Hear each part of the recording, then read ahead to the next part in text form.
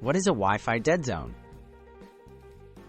A Wi-Fi dead zone is an area in your home where your wireless internet connection either drops out or is extremely weak. This can make it difficult to stream, browse the web, or even send messages. Understanding what causes these dead zones is the first step toward getting stronger, more reliable Wi-Fi in every room. What causes Wi-Fi dead spots in certain rooms? Wi-Fi dead zones are often caused by physical obstacles such as thick walls, floors, or metal appliances. Electrical interference from microwaves or cordless phones, as well as long distances from your router, can also weaken signals. In some cases, older routers with limited range or outdated technology are to blame.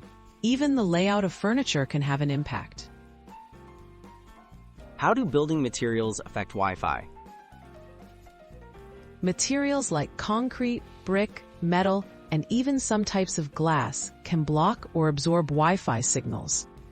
These dense materials make it harder for your router's signal to pass through, creating weak spots.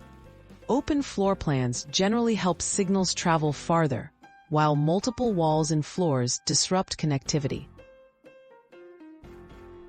What are simple solutions for Wi-Fi dead zones?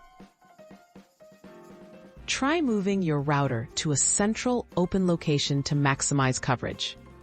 Removing obstacles and keeping the router off the floor can also help. If dead zones persist, consider using Wi-Fi extenders, mesh Wi-Fi systems, or upgrading to a newer router. Each of these options can strengthen your signal and help eliminate spots where Wi-Fi disappears. When should you seek professional help? If you've tried moving your router and using extenders but still have dead zones, it might be time to consult a professional. Network specialists can survey your home, identify interference sources, and suggest solutions tailored to your space. Professional installation may be especially helpful in large homes or buildings with complex layouts.